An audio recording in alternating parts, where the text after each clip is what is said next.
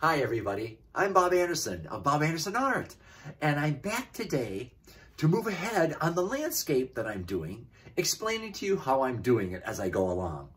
Now, this is my third video. In the first video, I explained to you that I'm doing this beautiful image of the sunset with the mountains and the water, and I'm going to reproduce it in acrylic paint on this canvas. And the first video, I explained that I was going to paint the upper half a blue background, which I did. I meant to match this area with this area, but when it was done, I realized I'd done it. It was a little too light. So I wanted to redo this background area in a more appropriate blue that matches. So I did this in the second video. But also in the first video, I explained the whole bottom part would be in the dark brown and black, because all of these things here, behind them is brown and black. And so we work from the back and move forward. So underneath, behind all the grasses and all of these other things, there is brown and black. So I based out the lower half in brown and black and the upper half in this blue. Then as I said in the second video, I adjusted this area here because it was a little off. Then the next thing I did was now I want to mark off the image and the canvas so that I can put the right things in the right area, depending upon where they are in the grid. So this is a very ancient way of reproducing something accurately from one image onto another surface. And what you do first is you divide the photograph in half right here and put a line right down the center. Then you take the other half and you divide it in half and put another line right down the center. And the same on this side.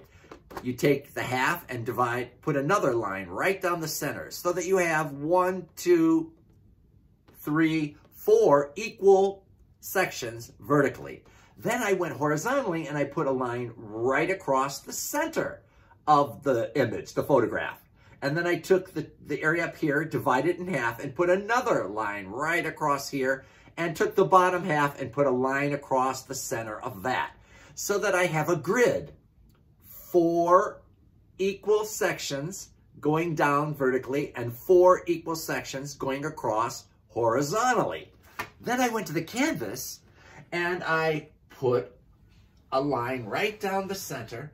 On the upper area, I marked it with a very thin line of a magic marker, very fine point, so I could see it. I didn't go into this blue area that I redid because that's the top of the artwork. So I'm not going to be putting too much on this. So I kept my lines below this, the 1 1/2, and then this section I divided in half. And on the lower area, or on the black, because you wouldn't see the black fine point magic marker there, I put just kind of quick drew a white acrylic line, one across the center horizontally, and then one across the bottom half in the center.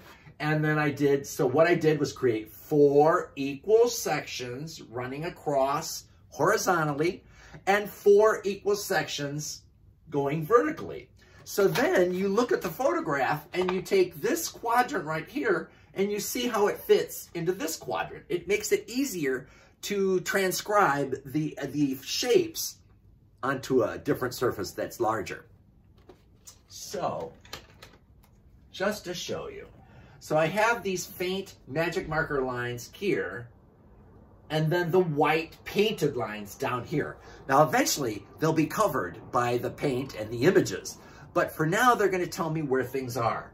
So I looked at this, and what I wanted to do was to get the mountain line, the line of the mountain ridge incorrectly. So looking here in this upper left-hand quadrant, which is right here, I can see that the mountain line starts right about here and comes down about like this, and then goes up, and where it crosses this line is right about here, and then it dips down into this quadrant, the second quadrant from on the left on the side, comes down like this, and then there's that drop which drops down here, and then kind of bows out here like this, as you can see right in this square.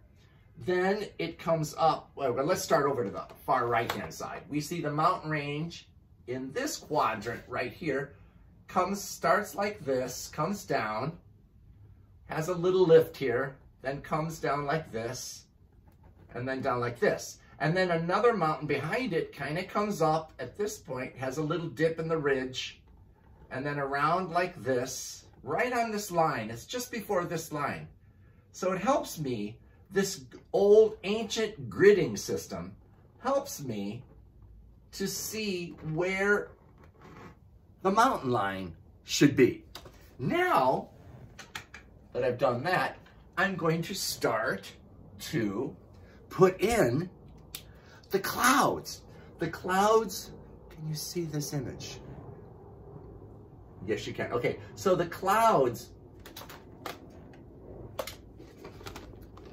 up here, I'm gonna start putting these white pinky clouds, a little bit of lavender in there, right here, and coming down and blending it in, and then bringing it down here, and there's a little orange from the sun at the sunset, and there's a little lavender in here, and then this is the blue right here. And then I'm gonna, you can see above this, just behind this mountain range, there's a little white, kind of like lightish outline going around it in the sky. And then there's like milky, misty clouds that are kind of blending into this area. So that's what I'm gonna do now. Okay, I'm gonna leave this a little lower so that you can see it. Okay, now let's begin to put in the clouds. And I'm going to use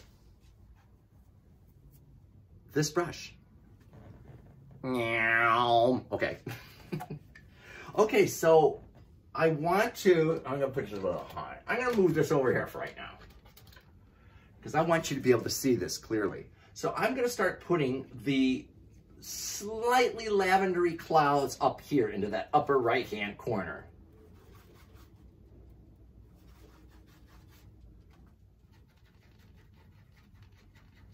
And I'm gonna go a little below the cloud line, and then I'll put, a little below the mountain line, and then I'll go back in and put the mountain ridge back over it, so and re-strengthen that.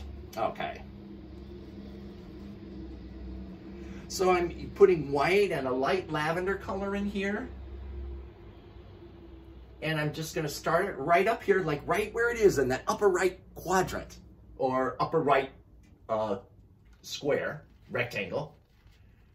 And I'm gonna start bringing that cloud line down.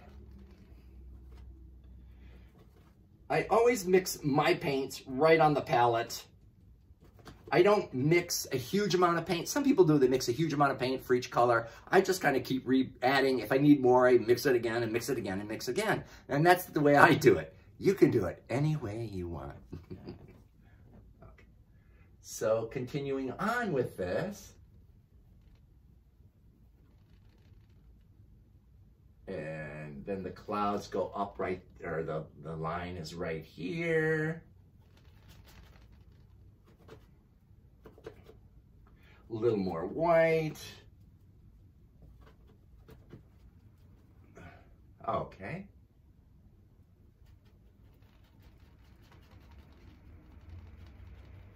And clouds, you can just kind of work and work and work, and can put more and more detail, soften the edges. It's just kind of like a trial or error. And you will learn on your own. After you do clouds, you'll learn the best way that works for you. And this is the way I do it today. Tomorrow it may be different, because art is a subjective experience, and you can change what you do any day based on what you think works best on that day. Okay? All right. So we have this bright clouds behind this right here, and then you can see it drops right there. See this little niche, this little drop in there? And then I'm going to just put more of the white lavendery clouds on it.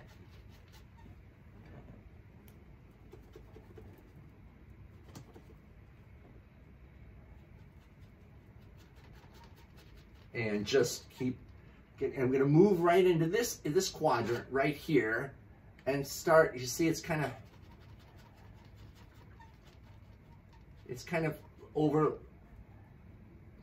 blocking the sky a little bit here, and it's going to get a little more lavendery in there. But I'm just putting this lighter color in right now, this whitey with a little bit of lavender in it. Color. And it comes down here. I'm just following the line, the mountain line, the ridge line that I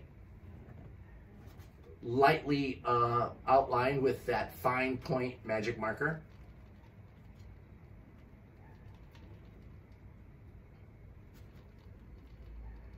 And then you can see it's just like right around here, it begins to break up.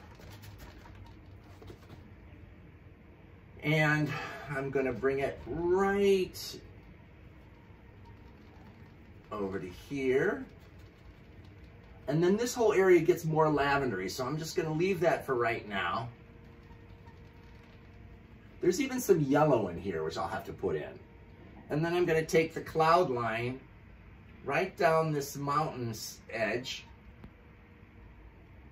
And I'm going to add yellow into that, but I'll do that in a minute. I don't even have any yellow out right now. This is going to be a very yellowy white. And with yellow, when you put yellow over colors, a lot of times you have to put many coats. So putting the white here is kind of a good way, because then when I won't have to put as much yellow on, because the yellow will become more opaque and it will look more yellowy easier if I bring some bright white down here to be the base for the yellowy clouds that are going on there.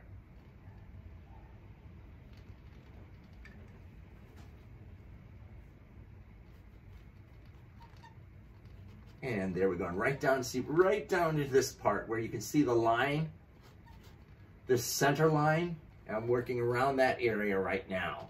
And so this gridding off really helps to transfer the image accurately from the photograph to the canvas.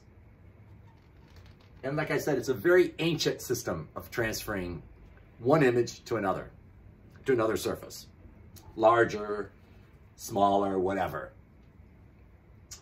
Okay, and so we're going to continue right here, this yellowy color. It will go over this white. And then there's going to be lavender. See this lavendery clouds right in here. Pinkish lavendery, and I'll put that all in.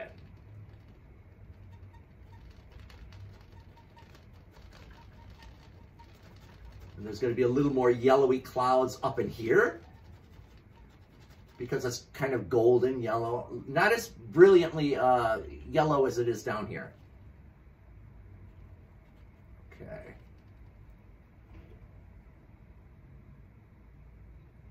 And there we go.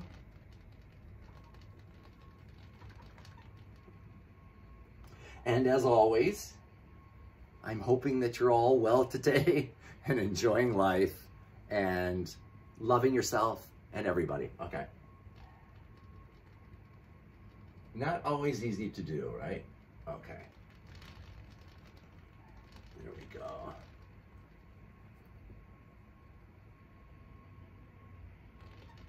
I just want to get this white on here nice and thick. I'm putting kind of coat. As it dries, the acrylic dries really fast. I can put a second coat to opaque it up a little bit fairly quickly.